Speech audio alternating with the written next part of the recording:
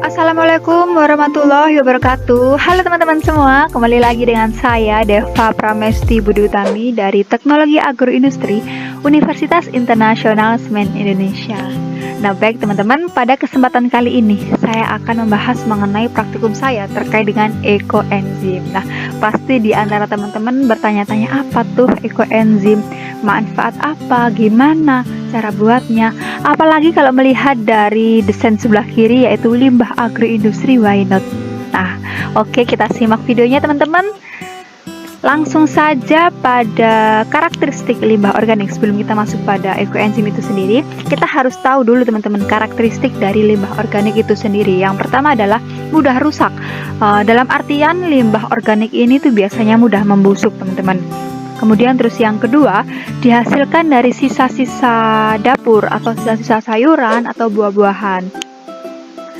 Dan ketiga, ini mudah terurai dalam waktu yang cepat teman-teman. Seperti yang kita ketahui bahwa limbah organik ini memiliki karakteristik mudah terurai dalam waktu yang cepat. Kemudian yang keempat ini adalah mengandung unsur karbon. Langsung masuk pada limbah ekoenzim. Sebelum masuk pada sini kita harus tahu dulu apa tuh ekoenzim. Nah, ekoenzim ini adalah alternatif kita mengolah limbah organik menjadi pembersih organik teman-teman, atau menjadi apapun gitu yang dapat meminimalisir biaya. Salah satunya contohnya adalah sebagai pembersih organik. Nah untuk limbah ekoenzim ini sendiri, yang pertama adalah semua hasil sisa sayuran atau buah-buahan yang tidak busuk. Dalam artian limbah ekoenzim yang akan dibuat ekoenzim ini limbah-limbah yang masih segar atau tidak tumbuh ulat dan sebagainya. Kemudian yang kedua, jika ingin ekoenzim ini berbau segar teman-teman, kita harus menggunakan limbah-limbah kulit jeruk atau lemon. Dan limbah yang tidak diperbolehkan untuk membuat ekoenzim adalah limbah yang sudah mengalami proses pemasakan. Nah, limbah agroindustri ekoenzim yang akan kita buat ini, yang telah saya buat, maksud saya yaitu kulit lemon, kemudian kulit jeruk, daun pandan, dan kulit pisang. Nah, ini limbah kulit buah jeruk dan lemon ini, mengapa saya memakai ini? Yang pertama agar pembersih nantinya itu memiliki bau yang segar. Tapi di samping itu juga saat ini tuh jumlah limbah kulit buah jeruk dan lemon di lingkungan saya ini sangat banyak gitu. Apalagi di masa-masa pandemi saat ini, untuk mengonsumsi buah tersebut itu sudah sebagai rutinitas itu untuk menjaga dan menambah imunitas tubuh kita. Oleh sebab itu limbahnya banyak teman-teman, harus kita manfaatkan dengan baik. Nah yang kedua adalah limbah kulit buah pisang. Nah tanaman pisang itu berasal dari negara kita atau negara tropis yang beriklim basah yaitu teman-teman. Sedangkan berdasarkan beberapa pengertian dapat disimpulkan bahwa pisang ini merupakan tanaman asli Asia Tenggara yang banyak ditemukan di daerah tropis beriklim basah dan dapat tumbuh baik di daratan tinggi dan rendah. Limbah kulit pisang ini banyak sekali ditemukan di lingkungan sekitar kita ya teman-teman. Kemudian untuk daun pandan wangi ini, juga banyak di lingkungan saya, apalagi saya adalah menanam sendiri untuk daun pandan wangi ini. Ini memiliki aroma yang wangi khas ya, khas daun pandan. Saat ini daun pandan ini banyak tumbuh di lingkungan rumah saya. Oleh karena itu, tentunya sebagai potensi juga untuk memanfaatkan tanaman ini yang ada di lingkungan saya. Selanjutnya kandungan kulit lemon. Nah, kulit lemon ini memiliki banyak khasiat teman-teman. Pada kulit lemon ini terdapat dua lapisan yaitu flavonoid dan albedo.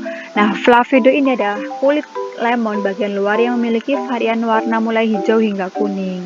Nah, di situ itu kaya akan banyak esensial yang dari dulu sering digunakan oleh produksi industri atau produk industri, perasa dan aroma makanan. Kemudian untuk albedo ini komponen utama dari kulit jeruk lemon berupa lapisan seperti spons dan selulosa yang berada di bawah flavonoid.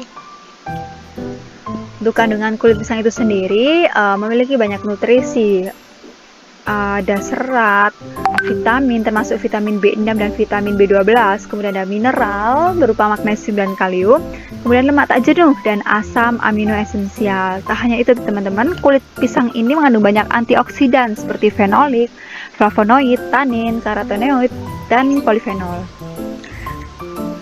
Kulit pisang ini juga diketahui mengandung senyawa yang bersifat antiinflamasi dan antimikroba yang aktif, mampu melawan bakteri jamur dan ragi. Untuk kandungan daun pandan ini sendiri mengandung vitamin A, zat besi, rendah kalori, dan kaya serat. Daun pandan ini bersifat antibakteri dan antimikroba, teman-teman. Oleh karena itu, ini salah satu alasan saya untuk memilih daun pandan sebagai ekoenzim saya. Nah, dari limbah-limbah tadi terdapat alternatif penanganan dan pengolahan limbahnya, teman-teman. Yang pertama bisa dijadikan sebagai ekoenzim, yang kedua dijadikan manisan, ketiga dijadikan pewangi tempat sampah, ada pengusir serangga, dan bisa dibuat untuk pupuk. Nah, dari alternatif tersebut saya memilih ekoenzim, teman-teman, karena ekoenzim ini adalah salah satu cara untuk meminimalisir biaya atau meminimalisir cost dan juga meminimalisir adanya limbah. Jadi ekoenzim ini adalah hasil dari fermentasi limbah dapur organik seperti buah, kemudian limbah buah, sayuran, kemudian gula-gula yang benar-benar ada di lingkungan kita, dan tentunya air. Biasanya ekoenzim ini memiliki warna coklat, tapi tergantung dari bahan yang digunakan, teman-teman. Untuk warna coklat ini memiliki aroma fermentasi asam manis yang kuat gitu. Jadi ekoenzim ini memiliki banyak cara untuk membantu siklus alam, seperti memudahkan pertumbuhan tanaman, teman-teman, sebagai fertilizer. Kemudian yang kedua, mengobati tanah dan juga membersihkan air yang tercemar. Selain itu bisa juga ditambahkan ke produk pembersih rumah tangga seperti pencuci piring, deterjen, dan sampo. Tetapi itu ada cara penanganannya sendiri, teman-teman. Mengapa alasan saya memilih ekoenzim? Karena ekoenzim adalah alternatif mengolah limbah organik menjadi pembersih organik yang dapat meminimalisir biaya. Dari segi lingkungan nih, teman-teman, produk ekoenzim ini merupakan produk yang ramah lingkungan banget. Mengapa? Karena mudah digunakan dan mudah dibuat gitu. Jadi pembuatan ekoenzim ini hanya membutuhkan air yang ada di lingkungan kita, kemudian gula merah sebagai sumber karbonnya, dan sampah organik sayur dan buah yang ada di lingkungan kita. Kemudian pemanfaatan ekoenzim ini dapat dilakukan untuk mengurangi juga jumlah sampah rumah tangga, terutama sampah organik yang komposisinya masih tinggi. Kemudian dari segi ekonomi, produk ekoenzim ini adalah produk yang ramah kantong karena hanya menggunakan limbah sisa dapur. Untuk membuat ekoenzim terdapat beberapa indikator khusus keberhasilannya. Yang pertama adalah warnanya cerah sesuai dengan bahan yang kita gunakan. Sebenarnya tidak cerah, tetapi sesuai dengan bahan yang kita gunakan. Namun warna ini akan sangat berbeda antara satu dengan yang lainnya, tergantung dengan bahan yang kita gunakan. Bahkan jika bahan yang digunakan sudah sama, namun mikroorganismenya berbeda, akan menyebabkan warna itu juga berbeda, teman-teman. Yang kedua, aromanya sesuai dengan bahan. Jadi ekoenzim ini tidak berbau busuk. Yang ketiga, adanya jamur putih, teman-teman. Ini bisa sebagai indikator yang fisik atau indikator yang terlihat, yaitu kalau jamurnya hitam berarti gagal, dan kita harus segera melakukan penanganan untuk memulihkan dengan cara menambahkan gula ke dalam wadah sesuai takaran semula. Dan keempat ini, setiap hari dalam bulan pertama sebaiknya dibuka untuk mengeluarkan gas. Pada saat membuka tempat ekoenzim, jika ada bahan yang tidak tenggelam, itu kita aduk dan kita tenggelamkan ke dalam air. Untuk eksperimen penelitian ini, untuk penelitian ekoenzim ini saya menggunakan air, terus gula merah, limbah kulit buah, dan melakukan fermentasi selama 1 bulan. Nah, untuk prototipe yang akan saya buat ini adalah dengan mengemas sedemikian rupa ekoenzim itu agar dapat dimanfaatkan dengan baik oleh masyarakat. Nah, rencananya akan dilakukan untuk ekoenzim ini dikemas dengan botol yang seperti ini untuk ukuran besarnya, yaitu dengan lengkap ingredients, manfaat, dan brand.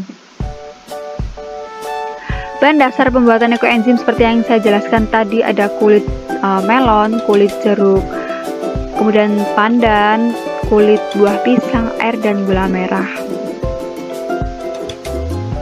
Nah, dalam proses pembuatan yang telah saya lakukan ini, menggunakan volume air yang digunakan yaitu 60% dari volume wadah. Tapi jika dilihat dari foto ini teman-teman, airnya sedikit ya, karena pengambilan fotonya kurang bagus. Kemudian untuk yang kedua ini menggunakan limbah sayuran atau buah yang beragam. Jadi semakin banyak limbah yang digunakan itu, semakin kaya juga hasil ekoenzimnya. Menggunakan gula merah atau gula aren, tidak menggunakan gula pasir teman-teman, karena terdapat kandungan kimia untuk gula pasir. Dan keempat yaitu menggunakan toples atau wadah yang bermulut besar gitu. Tujuannya apa? Agar tidak meledak saat fermentasi berlangsung. Nah, ketika fermentasi selesai ini, ekoenzim akan dikemas dengan menggunakan botol plastik. Diperbolehkan untuk mengemas di botol apa saja, baik botol kaca atau plastik, yang terpenting tertutup rapat. Kemasan botol yang nantinya digunakan yaitu pada kemasan kecil, yaitu botol semprot.